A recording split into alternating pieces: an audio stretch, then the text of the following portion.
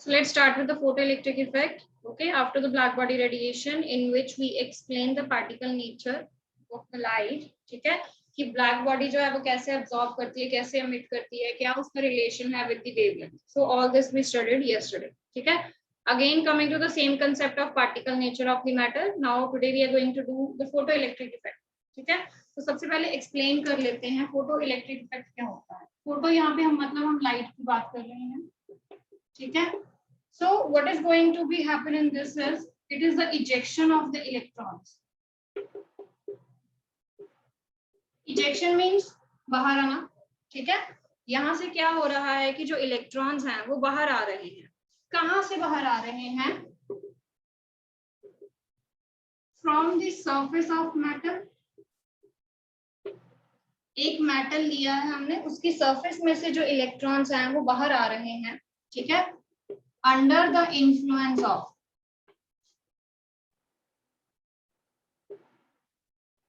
striking photons.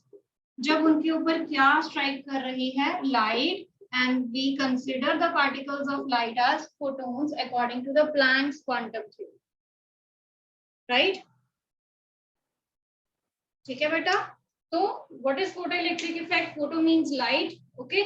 So it is the ejection of the electrons from the metal surface whenever the photons of suitable frequency they strike on it. ठीक है.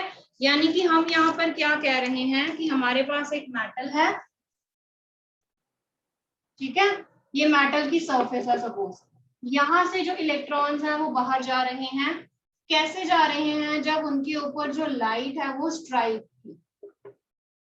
ठीक है. Light that is having the photons whenever they strike on it, right, the electrons they are ejected from the surface. Ejected means बाहर जा रहे हैं. ठीक है. This phenomena is known as photoelectric effect. Okay. अब इसमें हमने क्या देखना है? देखो आप 10th में पढ़ के आए हो, you have studied about the valence electrons. ठीक है. तो यहाँ पर भी हम उन्हीं valence electrons की ही बात करते हैं. ठीक है. जो लूजली बाउंड इलेक्ट्रॉन्स है ना, हम उनकी बात करते हैं यहाँ पे. Right. So what we talk about here, they are the loosely bound electrons. ठीक है. ये जो लूजली बाउंड इलेक्ट्रॉन्स होते हैं ये इजेक्ट हो जाते हैं whenever the light of suitable frequency it falls on it. Okay. Let's suppose the case of the cesium. हम सीजियम मेटल का केस ले लेते हैं. अब आपने लास्ट टाइम पढ़ा है कि डाउन द ग्रुप जो है वो न्यूक्लियर चार्ज कम हो जाता है. पढ़ा ना आपने. तो इसीलिए we are selecting this particular metal कि जैसे ही हम लिथियम, सोडियम, पोटेशियम, रुबिडियम और सीजियम इससे नीचे आते हैं. ठीक है. डाउन द ग्रुप जो न्यूक्लियर चार्ज है वो कम हो जाता है ना. तो यानी कि इसके जो इलेक्ट्रॉन्स होंगे they are more loosely bound. ठीक है. इसके इलेक्ट्रॉन्स के ऊपर जो न्यूक्लियर चार्ज होगा वो कम होगा. तो इसीलिए हम ये मेटल सेलेक्ट करते हैं. ठीक है. We select the metal that is having the less nuclear charge on the valence electron. ठीक है. जहां पर जो उसके वैलेंस इलेक्ट्रॉन्स है वो लूजली बाउंड हो ताकि वो इजीली जो है वो इजेक्ट कर सके. ठीक है. On taking a suitable frequency of a very low frequency लेके जो इलेक्ट्रॉन्स है वो निकल जाए. ठीक है. They can leave the surface, right? तो उसके लिए हमने क्या करना है? We are going to perform an experiment, right? तो यहाँ पर हम एक फोटो इलेक्ट्रिक सेल लेते हैं. ठीक है. इस फोटो इलेक्ट्रिक सेल में एक हमारे पास कैथोड है, एक एनोड ले लिया हमने. कैथोड यहाँ पे हम सीजियम मेटल ही ले रहे हैं. ठीक है. और जो एनोड है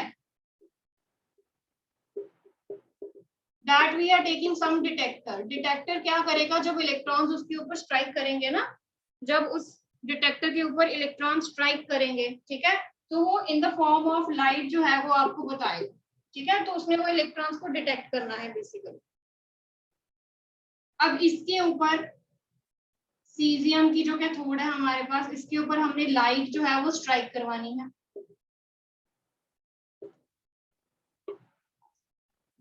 ठीक है. यानी कि इसने यहाँ पे फोटोन्स रिलीज करने हैं. ठीक है. इन कैथोड और एनोड को हमने आगे फर्दर कनेक्ट कर देना है. ठीक है जी। तो लाइक दिस हमने अपना apparatus जो है वो कंप्लीट कर लिया है।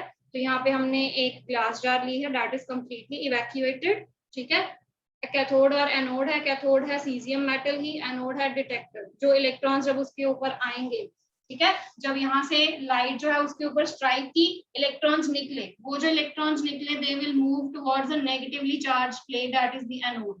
तो जब वो यहाँ पे स्ट्राइक करेंगे तो डिटेक्टर ने उनको डिटेक्ट कर लेना है कि जो इलेक्ट्रॉन्स है दे आर स्ट्राइकिंग नाउ। ठीक है जी। तो इन इलेक्ट्रॉन्स को, ये जो इलेक्ट्रॉन्स निकल रहे हैं यहाँ पर, ठीक है, after the striking of the photons, तो हम इन इलेक्ट्रॉन्स को क्या कहते हैं? Photo electrons.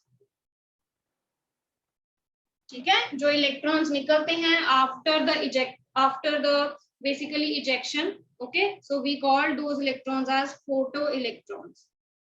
ओके, क्योंकि ये कैसे निकले हैं? जब फोटॉन्स उनके ऊपर स्ट्राइक किए, ये तभी निकले हैं ना, so that's why we term them as photons, because here the photons they are responsible for emission of these electrons. ठीक है, तभी हम इनको फोटो इलेक्ट्रॉन्स कहते हैं। The photon here that is striking on the plate, that is responsible for the emission of these electrons. Okay, तो अब कुछ ऑब्जर्वेशंस जो थी वो ड्रॉ की गई कि यहाँ से हमने क्या क्या चीजें जो हैं अब वो कंक्लूड की हैं, कोई कुछ ऑब्जर्वेशंस आई हैं हमारे पास। सबसे पहले there is a minimum frequency which we called as threshold frequency, यानी कि अगर एक फोटोन जो है वो मेटल के ऊपर स्ट्राइक करवा रहा है तो उसके पास एक मिनिमम फ्रीक्वेंसी होनी चाहिए।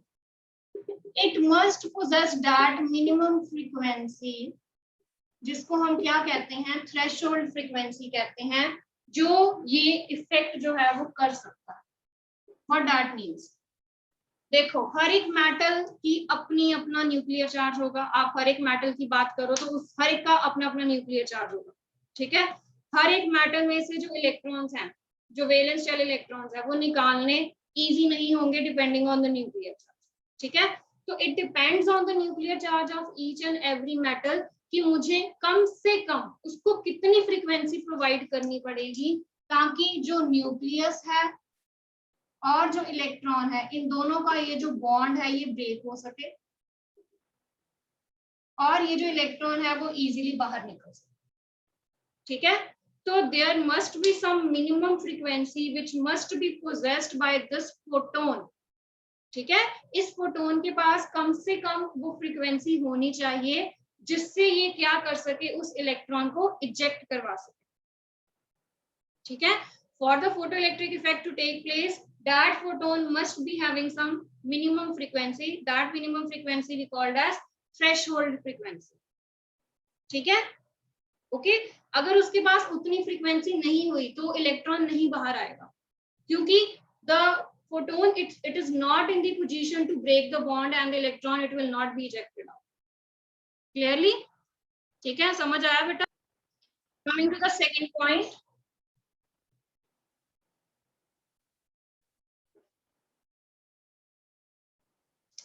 The kinetic energy of the emitted electron, जो इलेक्ट्रॉन एमिट हुआ है अब उसके पास कुछ ना कुछ काइनेटिक एनर्जी होगी।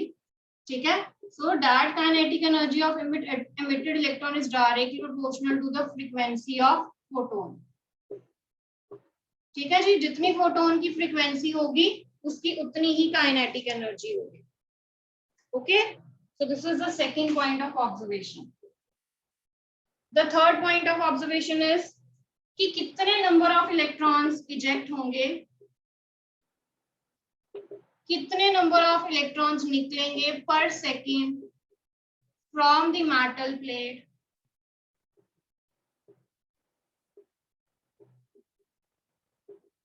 it depends on the intensity of striking radiations. यानी कि जितनी हम रेडिएशन स्ट्राइक करवाते जाएंगे, ठीक है, जितनी ज्यादा रेडिएशन की इंटेंसिटी होगी, जितना ज्यादा रेडिएशन का अमाउंट होगा, उतने ही ज्यादा जो इलेक्ट्रॉन्स है वो इजेक्ट होते जाएंगे। ठीक है, क्लियर? सो ये तीन ऑब्जर्वेशंस आई थी। सबसे पहली ऑब्जर्वेशन ये आई है कि फोटोन के पास सबसे मिनिमम फ्रीक्वेंसी होनी चाहिए जिसके कारण वो फोटो इलेक्ट्रिक इफेक्ट कर सके।